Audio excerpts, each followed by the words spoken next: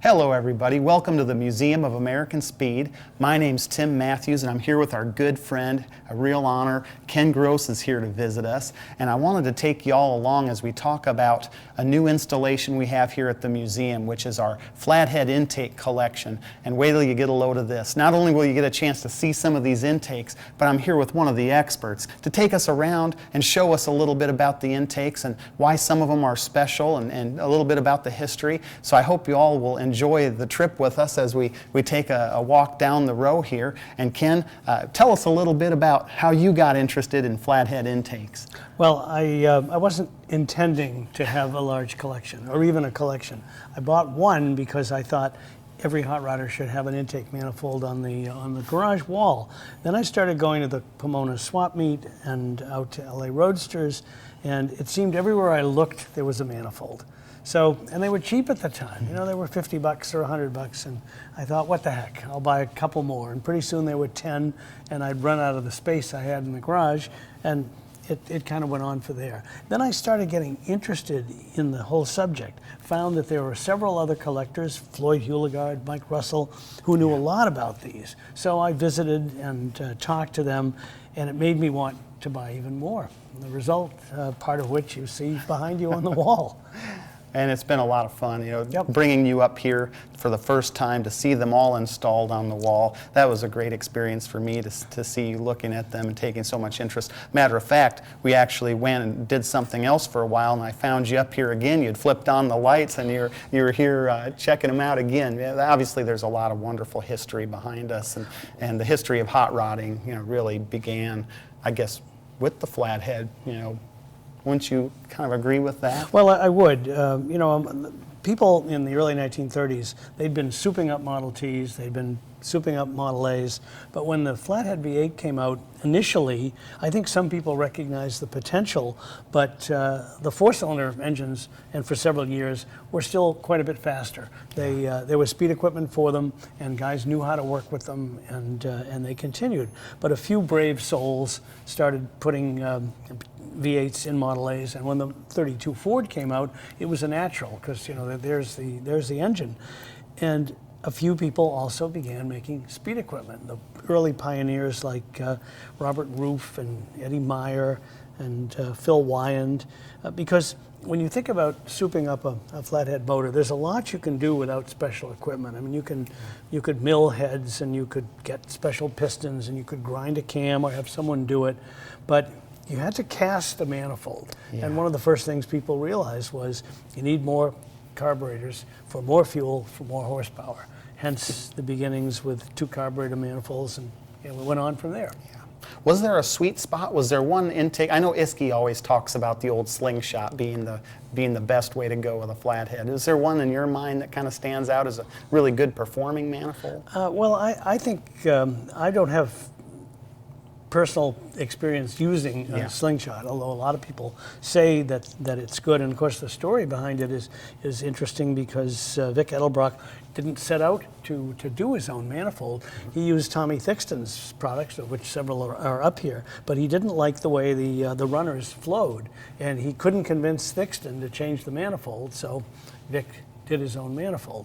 I have used the Edelbrock Super, which is a dual manifold with widespread carburetors. It's got a great shape to it. It was so good looking that Andy Granatelli copied it for his. And there's a lot of copying that went on with these guys. But I think those are, I think certainly Meyer would be what I like the best, because as a kid growing up in Boston, seeing speed equipment that said Hollywood on it, because that's where Eddie Meyer's shop was, you know, that was a real attraction. So as soon as I could have Eddie Meyer Hollywood equipment on a car, that's what I did.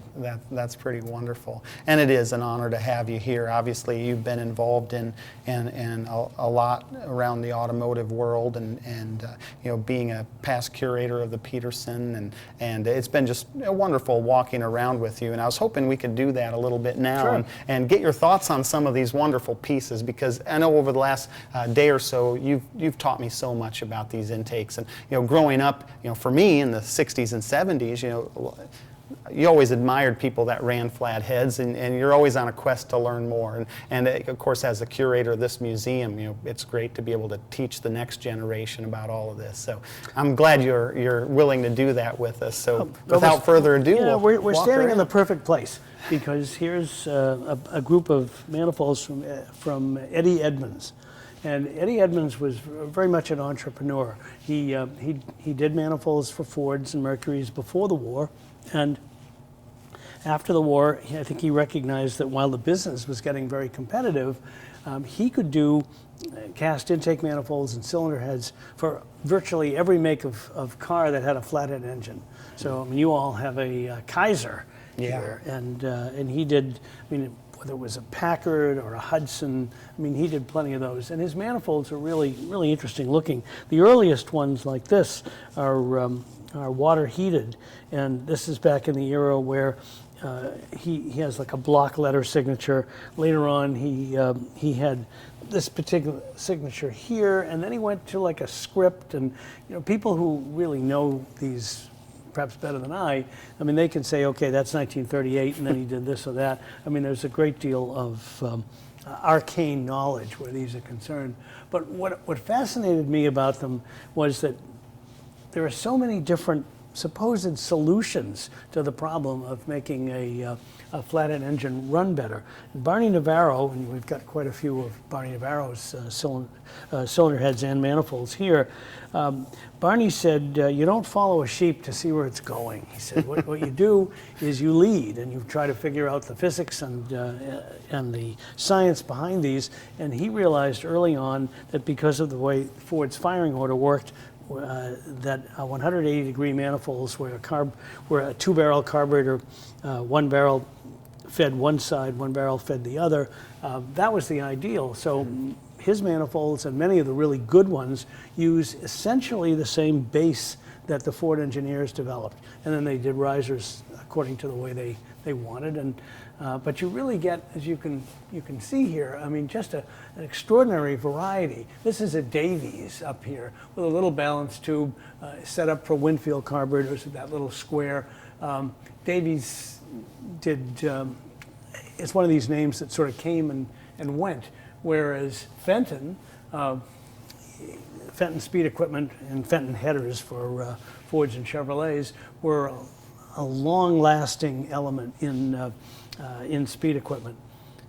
I read a little bit about Eddy Edmonds, just to kind of go back to Edmonds sure. a little bit.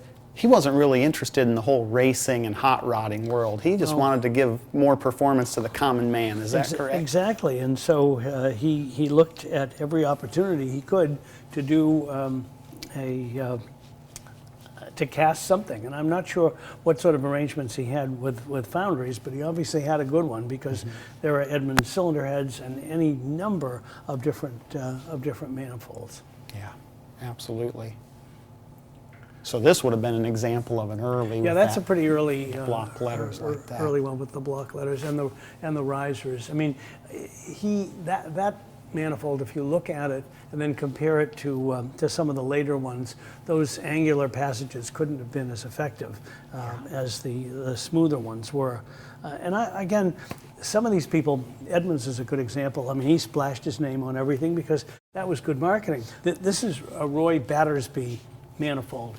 Something of a tongue twister. And there's no identification on it. I've seen some of them, and you have one.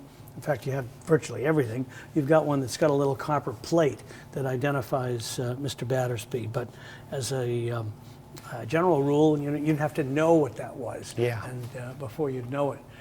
Some of these manifolds were made to a pattern. Like this is a Douglas manifold, and it's pretty much a pattern manifold. That little square, or that rectangular plate, the people who cast these would put anything on it. You know, if it was your speed shop or somebody else's or what have you. So there's probably 8 manifolds at least that use that basic configuration, and it's a pretty good one. It's low rise. The risers are spread out. It pretty much follows the Ford pattern, but it gave you, if you had a speed shop, it gave you your chance to identify your own products. One of the things that's interesting about these two Columbia manifolds are from a pattern that sometimes appeared with these fins and sometimes not. And on the wall here you have a police manifold, you have a Shanafelt, here are these Columbias. There are any number of people, mostly in the Pacific Northwest, who use that, that pattern. You talked a little bit about this one too, which... Oh yeah, this is Warren Boardman, whose nickname was Lightning, I gather because he was not particularly fast. And this is a Lightning manifold, and there are several here. This could be, this portion here could be removed, and they could substitute a twin carb risers in both places, so it was a 4-carb manifold. It's got a great shape to it, but again, this is another where there's no ID on here, but I think you have another manifold there that says W. Boardman. Alexander, what we have right here, this is one of several manifolds and developed by a man whose name was Colonel Alexander. He wasn't a colonel in the military. That was his first name, of all things. He was a dry lakes racer. He did overhead valve cylinder heads for flatheads.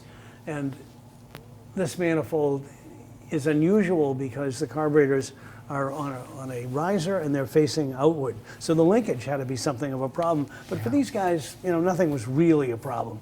In the era when these manifolds were developed, you had vets coming back from the war with highly developed mechanical skills.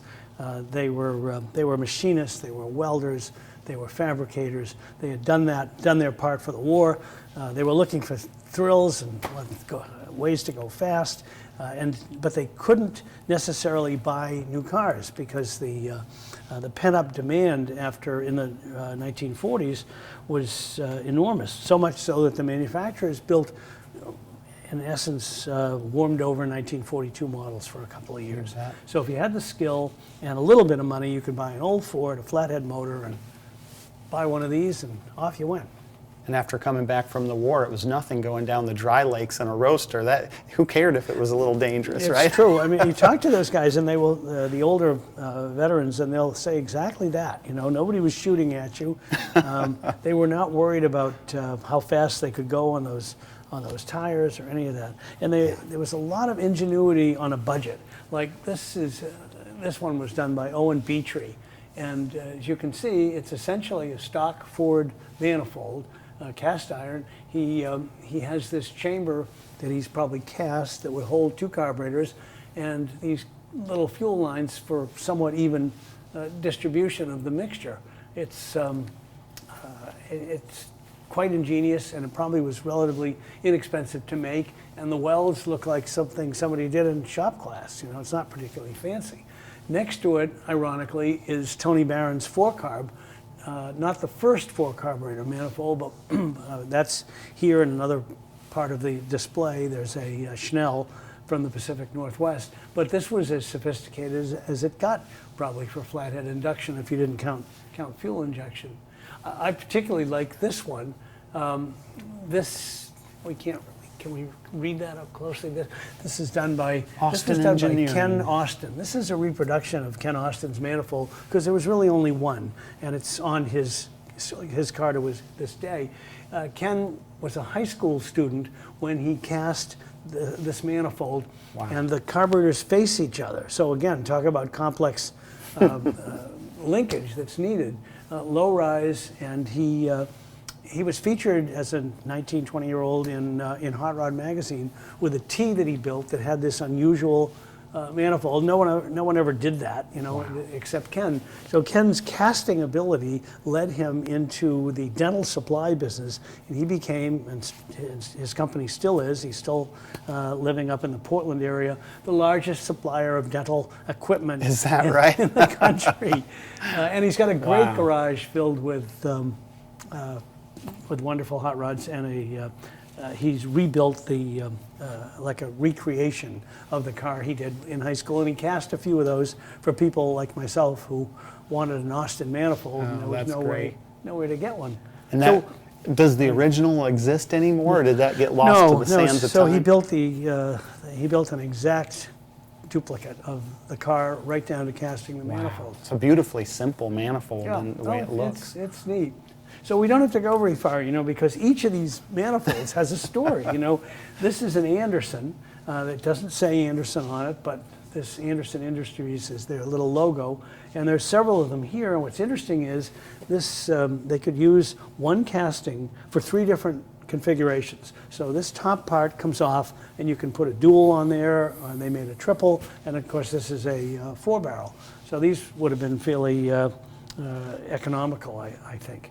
And right next to it is an Almquist, and Ed Almquist, for East Coast people, was a very early on purveyor of speed equipment. He did catalogs, he had a big mail order business, and he was a very youthful looking man who could give Dick Clark a run for his money. And he only passed away a year or two ago, and his enthusiasm for this lasted him all his life. That's wonderful. So were any of these guys, when they were casting, have you done much research into the casting process itself? Were they scratching into the sand molds, or were they mostly creating these out of wood patterns? Most of the ones I've seen are wood patterns. Yeah. And it's interesting, some of the wood patterns survived. The Meyer patterns survived. Don Orozco, who has a company where he reproduces Ord manifolds and Meyer manifolds and so forth, he had some of the original patterns, and he took them to England to Crosthwaite and Gardner, who are famous for recreating almost anything that mechanical that ever existed, including Auto Union Grand Prix cars.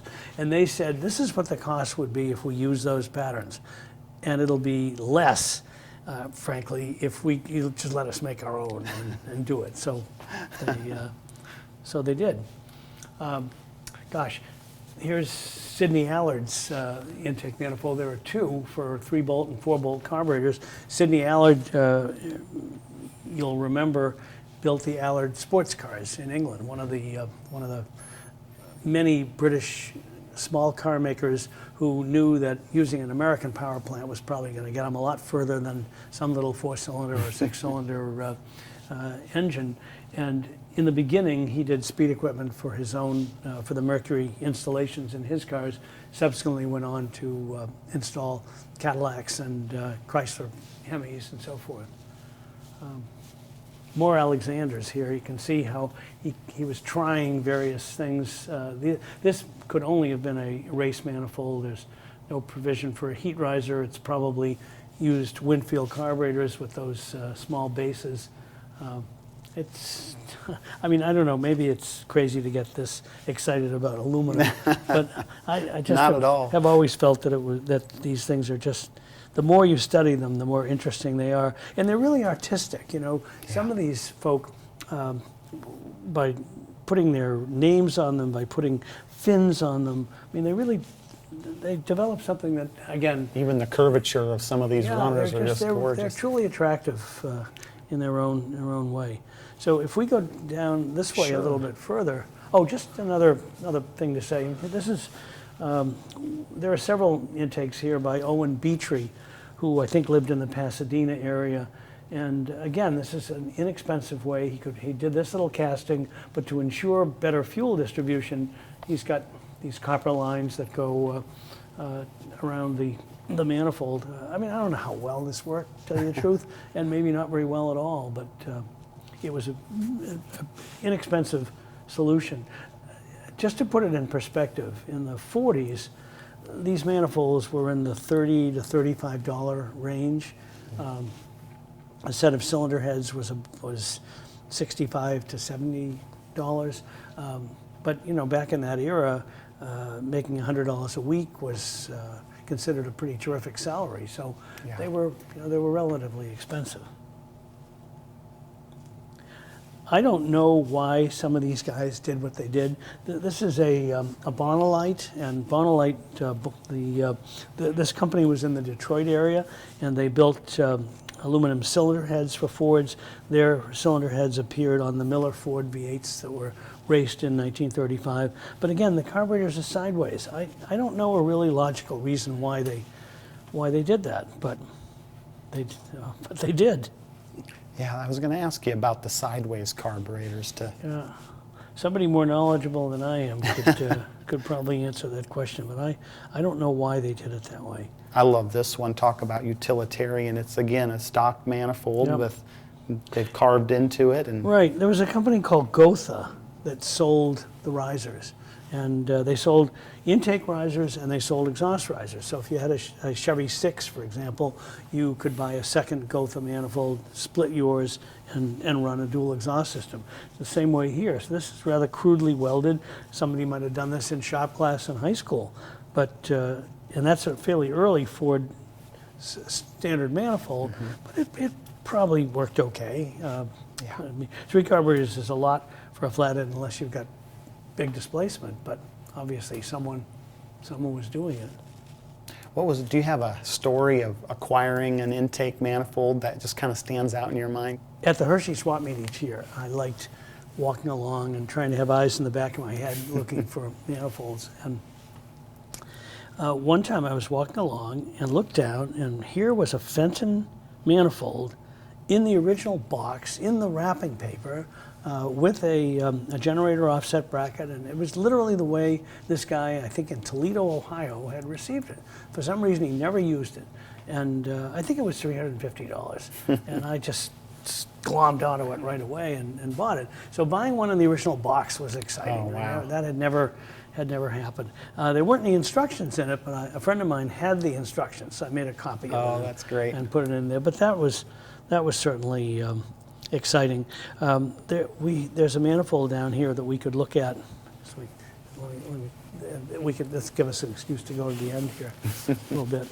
So here's a Thomas manifold, and again, I like the notion of having carburetors side by side, and this was a really handsome piece, and I found out about it, called this man, and I said, "What do you want for it?" And he said, "Well, I don't know.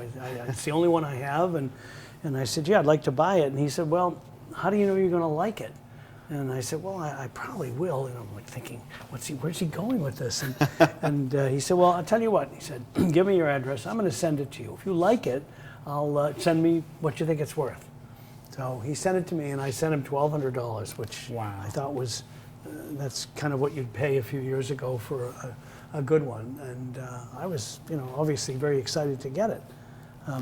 Here's a Thixton. We talked earlier about Tommy Thixton and Vic Edelbrock, and when you look at this, you can see these angular runners. So Edelbrock wasn't a trained engineer, and he was a fabulous mechanic, but he understood that fuel would flow a lot better if it didn't have to go at right angles. And obviously the end result was Vic Edelbrock building his own manifolds and the start of a multi-$100 million business today. Yeah, here's something interesting. This is one of Phil Lyons' earliest manifolds. Phil was one of the absolute hot rod pioneers. He'd been injured in a hot rod accident, and he was in a wheelchair all of his life, but it didn't deter him from going on to build a big speed equipment business, stay involved in the industry, and this is one of his earliest manifolds. When they were cast, of course, you needed a machinist to finish them off, and Barney Navarro did some of Phil's manifolds in the very beginning in exchange for a manifold himself. Wow. And then Barney, like so many of these guys, thought he could do it better, and so he started casting his own manifolds, and the rest, as they say, is history. Where we can go here. I know the Schnell is one that was of interest to you. Good point. Yeah, Bill Schnell in the Pacific Northwest built the first 4-carburetor manifold, and unusual in the sense that it wasn't done by someone in California, but he built one in the beginning, I guess as a test, and I think he may have built 12. So the Schnell for a long time has been one of the rarest manifolds that you could find. His sons are in the hardware business in the Portland area, and my understanding is that they have promised for years that they're going to cast a bunch of them for collectors. I don't think that's happened yet, so that's pretty rare to see a a Schnell in a collection. In the middle of collecting things, a friend of mine who's a speed equipment enthusiast, we were talking about buying something that was on eBay, and I was excited to see whether or not I would get it. And he said, when you get these, when you buy one, don't you think of it as just taking a $500 bill and pinning it on the wall? And I thought, boy, that's taking the wind out of the sails for the evening, really. But it didn't deter me from collecting. Well, you know, and it's we owe you such a debt of gratitude for doing that collecting, you know, because it's so wonderful to be able to show all these examples together and to educate people, you know, that are really interested in the history of hot rodding. I think that's something that's always been a part of our American culture, and it hasn't really gone away. Even, you know, young people will come up and they'll say, wow, look at all the variation. And, you know, to them, you know, that it's like saving a piece of artwork, you know, and to me that's what a lot of these are. Well, from my point of view, while I was sad to have them go, I think I had realized that I may have gone about as far as I was able to afford getting them, and knowing that they're going to a good home has been terrific. And coming here and seeing them with all the ones that I wanted to get and didn't get, and now they're all together, honestly, it probably sounds crazy to your audience, but I'm just thrilled that it's Ken, at the height of your collecting, how many intakes did you have in your collection? You sound like my wife. No, she never said that, but I think I had 140 or so. 140. Wow. But you know, now there's 305 on the walls here, and several dozen others, either on stands or in your storage area. I think you could probably find 400 different manifolds. Sometimes the casting is different. Sometimes the lettering was in a different place. There's probably at least that many. What I've found fun about being here the last day or so is kind of looking around and seeing something that either I've never seen before or I would have given anything to find. And some of the history behind these, I mean, this is an Ord manifold, O-R-D. Mal Ord was a racer who went on to become a top-notch Indy mechanic.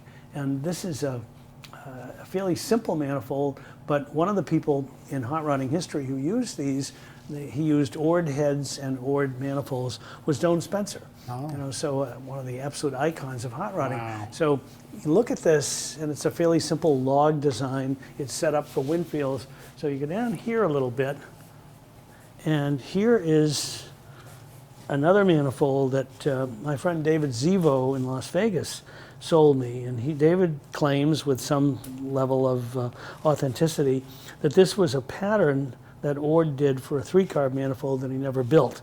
And whether I'd like to think that's true, the welding on it is nicely done. What do they say, a bead of nickels? So it's next to another Ord manifold. When David came up with this, he called and said, I've got something, he said, and you would really appreciate it and like it. And so we met at some hotel in Las Vegas during the SEMA show, and he came in with like a little shoulder bag, and he said, now close your eyes. We're two adult men, right? And out came this manifold, and I said, I think I have to have that. He said, I knew you would. And Wow. off it went. So here's another example of an inexpensive casting with fuel lines. This is done by Jack Radke. This manifold had a hard life. You can see that somebody did some welding there to repair it. These early roof intakes are pretty interesting, yeah, Robert too. Roof, absolutely. Robert Roof was in Anderson, Indiana, was a speed equipment pioneer. He did manifolds and heads for Model T Fords, for Model A's, and this is a 4-carburetor roof manifold with, you can see that throttle shaft in the center is probably the way he handled what would have been a fairly complex linkage system, and then the fuel balance tubes are on the outside, unlike, let's say, a Fryman manifold, of which there are a couple of examples here, where the tubes run up the center. These guys, I mean, I don't know that anyone ever wrote a book about these, so they probably were looking at it and saying, let's try this, or let's see if it works, and Yeah. You know, the end result is this enormous variety of manifolds. Oh, here's the Ralph's Muffler Shop intake. That Right. talks a little Yeah. bit about what you were saying Yeah, earlier. exactly. And it looks like you could do it a couple of ways. I've seen these where they have a rectangular plate with a shop name on it, and then you have some, and maybe it was a little bit extra, where they carved it into the mold so that you have this debossed lettering. Ken, do you think the intake manifold that's marked police, was that a police issue? Did they run those on actual patrol cars, or was that something? I honestly don't know. That's the same as a Shanafelt and some of these other round manifolds that we talked about earlier from the Portland area. Lance was one of them. I think maybe they were trying to sell these to police departments, but I don't know. I've never seen this before. It's a really unusual one. It's obviously not. I mean, it's a casting. Someone made that, but the initials look as though someone did that with a little bit of welding rod and marked it off. I mean, if these walls could talk, we'd probably get some interesting comments. Well, there's a Nixon over here, spelled with CS, not an X. And I had a Nixon in my collection. This is not it, but it's probably here somewhere.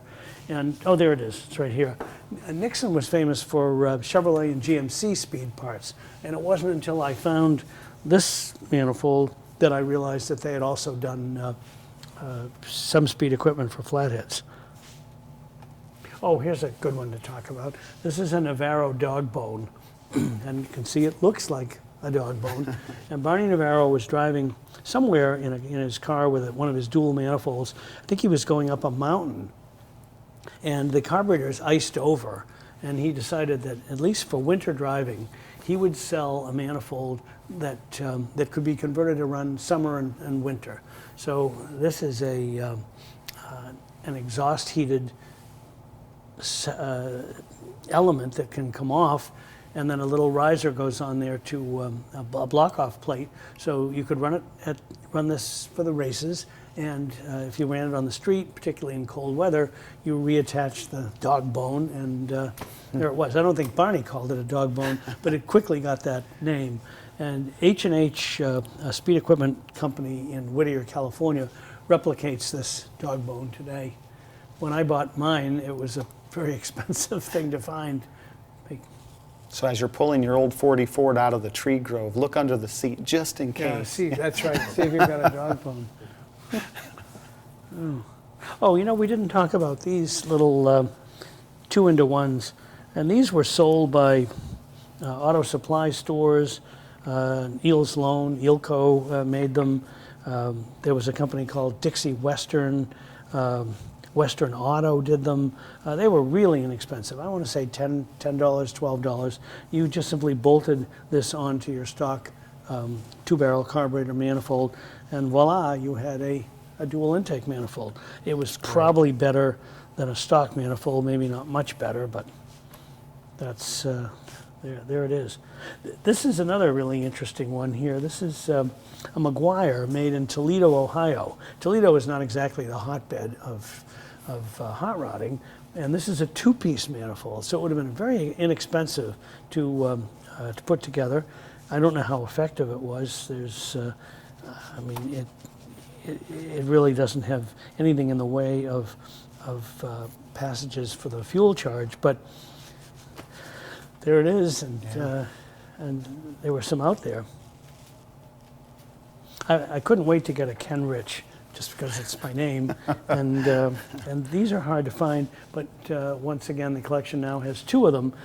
This one is set up for a boat, so and you know, boats are usually like this, speedboats are, so the manifold has the risers tilted, and then there's a stock version for the street.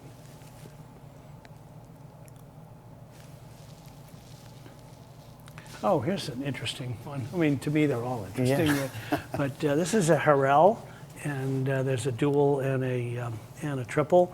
The Harrell brothers were lakes racers, and they did some great cylinder heads that say Harrell, Los Angeles, and this was their attempt at marketing dual and triple intake manifolds. Andy Granatelli, the famous speed equipment and racing guy, he built a line of manifolds in every possible configuration. The dual intake here is pretty much a copy of an Edelbrock Super. He did a very interesting triple manifold, and I don't see it here. Why don't I? Oh yes, there it is. Okay, so if you look at this, you'll notice that it took a 4-bolt carburetor like a Rochester in the center, oh, wow. and 2 Strombergs at the end. So why would you do that? Well, most of the time if you're driving around the street, you don't want to waste fuel. So a Rochester would be a lot more CFM than a Stromberg. So you could have a fairly powerful carburetor in the center, and then the progressive linkage would kick in, and the Strombergs would actuate. Now you could say, well, why didn't he just do all 4-bolt carburetors? And you'd have to ask Andy that question. I don't know. But he signed these two. There's his signature. This is a single intake manifold. There were some racing classes where you had to run a single carburetor, but you could fiddle a little bit with ports and passages. So that's obviously what was done there. Oh, here's a Fryman with the brass fuel tubes. I don't think this was particularly effective as a manifold. But what's interesting is a lot of young people today, these I don't want to say rat rodder because it always sounds insulting, but let's say traditional hot rodders.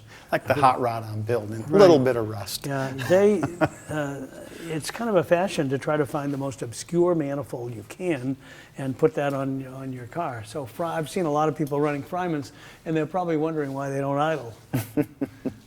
It's not for me to say.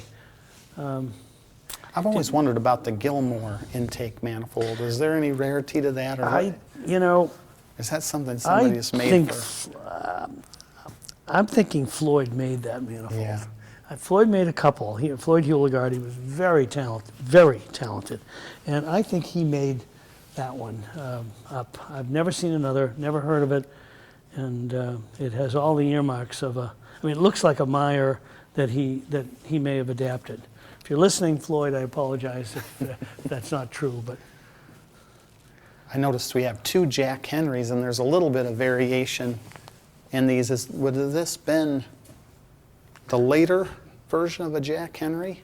I'm not sure, although I think because this is a lot more finished, I'm thinking perhaps yes. What Jack Henry did is take an early aluminum single barrel manifold, so that would be 1932 and early 1933, and cast his own water-heated dual intake manifold, and then neatly weld it on and smooth it all down so that it looks like a one-piece casting, but in reality it's 2 pieces that he made. These manifolds are advertised in Hot Rod. If you go back to the early issues, you'll see his advertisements. But this one looks a little better finished, where he's put a V8 in the riser and painted it red and so forth. We're looking at a Challenge. Where do we see that? I think I just saw that. It says Challenge, but I believe that the name was Challenger, and they drilled that hole and lost and then filed it off because the R would have looked a little strange there. And that sort of would make sense, because if you look at where the C is, they would have moved it over a little bit. So our belief is that this manifold was called Challenger, and the hole there eliminates the R.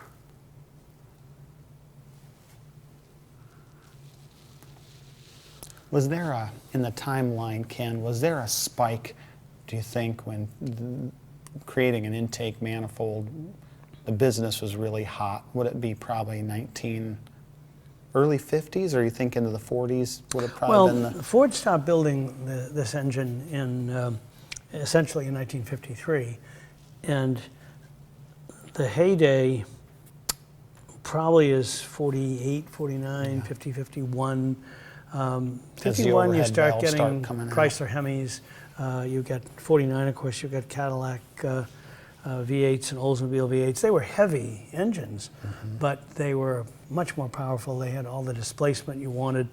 But certainly in 1955, the Chevrolet V8 was the absolute death knell of the Flathead. I mean, there were still people running them. Alex Exidius and a few others were doing every trick you could do. I mean, pot vent, front-mounted blowers, you know, and they ran.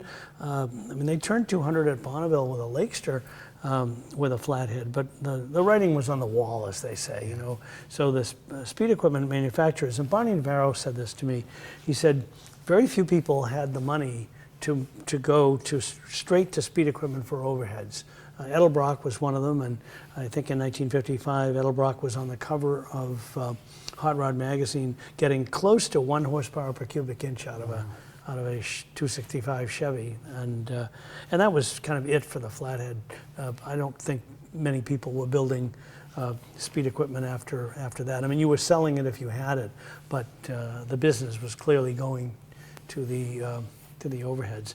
Edmunds made that transition. He was selling manifolds. Offenhauser certainly did, but all these small guys, they were gone, but not forgotten. That's right. We're still going to wave the flag for the Flathead at Speedway Motors and our museum for sure. I wondered if we still had time to walk over to the glass case, because there's some pretty neat pieces in there that I'd like to get your thoughts on. The top one, this is a timing tag that Owen Beatrey would have received after making a 103.77 mile an hour run at El Mirage. There was a place to put where it happened. It says Beatrey's V8, that was the name of his garage. This is a cast iron manifold. I don't know why he would have done that. It's much harder to do a cast iron manifold than it would have been aluminum. We've already seen Owen Beatrey doing it the hard way with several of those 2-into-1 manifolds on the wall. And he was so proud of this achievement that he riveted his timing tag on. And this manifold was, I admired this for a couple of years before I was able to buy it from my friend Jim Busby. And it's pretty much just the way Owen took it off the car. It's got these kind of handmade frogmouth air cleaners. The linkage is still here. And, you know, and there it is. If anyone out there has images of this car, I'd love to have them. I'd love to display and tell the story a little bit better, because it's such a great piece. And this, of course, is the manifold that I found at Hershey, brand new in the box. It was delivered to a fellow, Toledo, Ohio, and there's a 1952 newspaper in there. So pretty much, I guess it was looked at and then put back in. Boy, they were probably talking about the Cold War back then. Well, Korea was still that's right. On the bottom is an Edelbrock 4-barrel, and that was developed toward the end of when Flatheads were in like mid-50s, when Flatheads were pretty much on the way out. And Vic Edelbrock mentioned that they only sold about 150 of those. So it's a very rare manifold. At that point, people were moving on. People like Edelbrock and Barney Navarro tried a 4-barrel carburetor. In fact, Barney had a whole kit that he sold. He used a Lincoln carburetor, and ultimately he sold it with a McCulloch supercharger, but it wasn't enough to save the Flatheads. Wow. This Edmunds here is of interest because it belonged to Jim Cugaz, who was a very famous dry lakes racer. I'm not sure that he used this for anything more than kind of making sure his chassis was good, because his dry lakes car, which went like 140 back in the like 46, 47, that car survives today. He ran a 4-carb Edelbrock. But that's dry lakes dust on that thing. I'm very, very proud of that. Wow, cool. And this Edelbrock Super Dual, which is an excellent manifold, this came off my 40 Ford. I wanted to, I mean, I couldn't really have a wall full of manifolds without having an interesting induction on the 40. So my 40 has a 471 blower on a Navarro manifold. I took the Edelbrock heads off and this manifold, but of course I sold the manifold when I sold them all. The one on the bottom here is of interest because for a lot of people, they just wanted to bolt the whole thing on and go fast. So having the carburetors set back a little bit that allowed them to keep the generator in the stock position. You didn't need an offset bracket. You didn't have to fiddle with that geometry. So that was the result. Yeah, this is the only Canadian manifold I had in the in the collection, and like a lot of them, I bought them sight unseen off of eBay. You know, it was the lucky bidder, and I'd never heard of Charles Caproff, and none of my Canadian friends have either. But you know, there it is. Wow. So Ken, as we walk through here, any final thoughts on this wonderful collection? Obviously, we owe you a huge debt of gratitude, you and Floyd Hewlegard and Bill Smith, for turning over all the stones and bringing this collection together. I mean, what are your thoughts on it? Well, two things. The first is that I wish Bill were here to thank him personally. Absolutely. And we would see one another each year at Hershey, and one year I found a home-built manifold that the owner wanted, I thought, a lot of money for. And I stood there and I picked it up, I looked at it, I put it down, and I couldn't decide, but I knew as long as I was standing in front of it, it was mine. That's kind of the Hershey rule. And I didn't realize that Bill was standing behind me. And the seller said, "Well, do you want it or not?" And a deep voice behind me said, "Well, if he doesn't take it, I will." And I looked around and it was Bill, and I said, it's yours. So when I came to visit here a few years ago, it was here, and we laughed about it, and he remembered that had been the manifold. I think if I were summing up, looking at all this, I would have to say that I spent a lot of nights in my garage looking at my little collection forming and being pleased about it and thinking about others, but I couldn't be happier that they are here. I think this display is absolutely fabulous. I'm just overcome trying to think of words to say, and as a writer, I'm not usually lacking words. It's just an extraordinary display, and I'm delighted. Well, Ken, it's truly an honor to have you here. It's you know, as coming to the museum, you know, it's the wonderful people you meet. You know, you think you're going to be so enamored by the objects, but it's actually the people that you get to cross paths with. And being one of my heroes, this is a dream come true for me. So thanks for being here, and thanks for helping us understand this wonderful collection. And to everyone out there, thanks so much for tuning in and visiting with us today. Hope to see you again next time.